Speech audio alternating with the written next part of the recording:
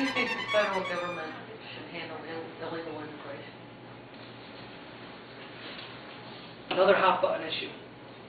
I believe in the rule of law.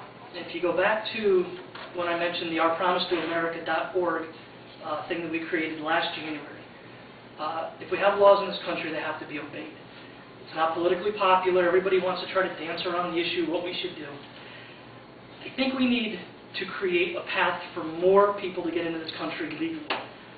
Reagan tried a deal in 1986 where we do an amnesty and then they'll take care of the borders. Well, Reagan kept his end of the deal. The Democrats didn't keep their end of the deal.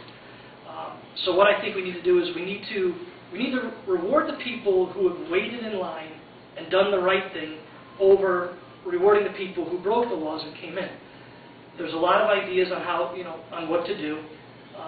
We could do a thing where they have to go back, they have to touch and they have to fill out the paperwork. I mean, all this is stuff we could do. But they need to show us good faith like we're going to show them good faith. So you hear the arguments, you're going to separate families. Well, we can make compromises. Let's do it during summer vacation where they'd have to go back and file paperwork and do things. Whatever it is, I'm open to that. But let me give you a little idea about how I treat problems. I knew this was going to be a big issue. So last year, I contacted an immigration lawyer in Hartford, and I sat down with him. Now, this guy is very, very far to the left. So we sat down and we started having, again, a conversation at a good tone. There wasn't any yelling and screaming. He told me, well, your side did this. And I said, well, the Democrats are kind of at fault. And we had that conversation for a couple of hours. We talked about, good, honest, hardworking immigrants. And, we talked about the ones that weren't and, how we do it. And at the end of the conversation, I made a deal with him. I said, listen, the guy you mentioned, who's the hardworking guy, and I see him everywhere, if you can get him here, I'll trade my cousin who doesn't do anything for him. You send my cousin back, and I'll take him. So, this becomes one of those hot-button issues where once you say we need to do things legally, well, you're a racist. And then we get into this whole thing where, it becomes this fight, this 50-50 fight, like on abortion and so many other issues, where we just yell at each other rather than sitting and talking and coming up with a solution. If there are solutions, we need to come up with a solution. What role do you believe the federal government should play in education? None. Education, again, coming from a father who was on the Board of Education, in a town, again, in a relatively poor town in the valley. My wife and I moved to Wolcott. And honestly, we moved to Wolcott because it was close to her mother in Waterbury, but it had low taxes. We got to Wolcott, and I got involved a little bit and started seeing things. There's 169 towns in Connecticut. Wolcott ranks 169th per pupil in expenses. And not close, we're not we're getting to 168. I mean, we're down there by a couple $100 a pupil. Wolcott ranks in the top of all the tests that they do statewide in their classification. So this leads me to believe that it's not about money. So I have my own theories about why Wolcott kids do better and everything else. We've got great teachers, we've got good schools, but it comes down to parents and families. If you go to and again, I've got friends who are teachers. If you go to a PTA meeting, there's a husband and a wife sitting there talking about their kid.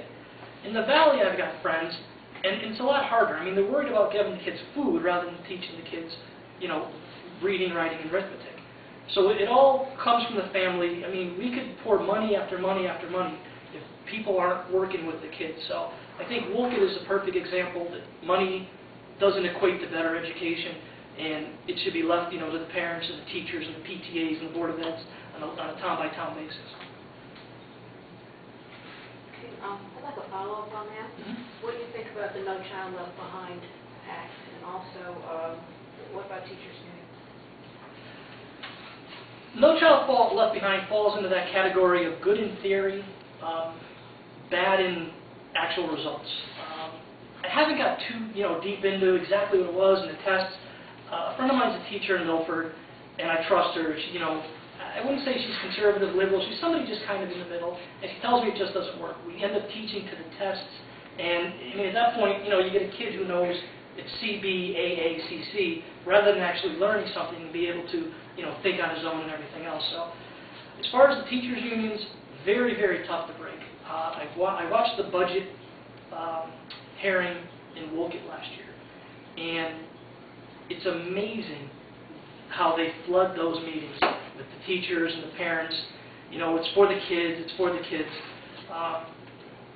I've got an interesting way to go at the unions, down the road. And what we do, is we basically inform their members, what they're doing, where's the money's going.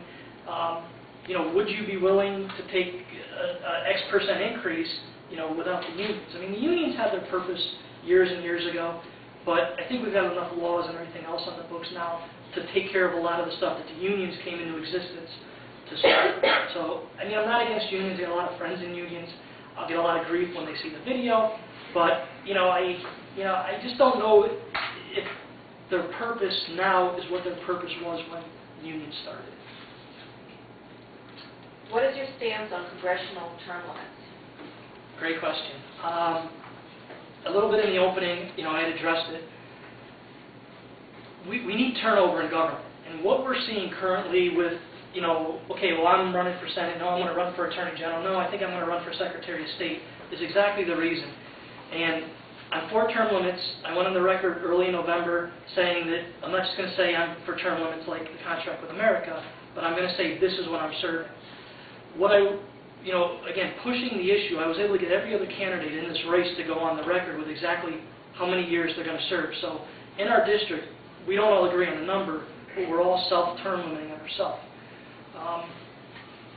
We need turnover in government, and I used Dodd, Kennedy, Robert Byrd, Murkowski. There's so many of these examples, and I've asked people, who's your best, especially Democrats, who's your best candidate that you'd like to see for Senate? And this was Chris Dodd was running, and they would say Richard Blumenthal. And I said, well, then why isn't Blumenthal running now?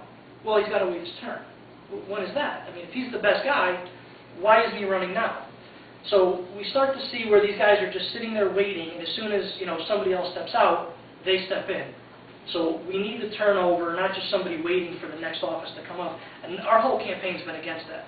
I was told that I should start locally, start on a little zoning board, work my way up. But what that does too is that leads to a lot of the corruption we see.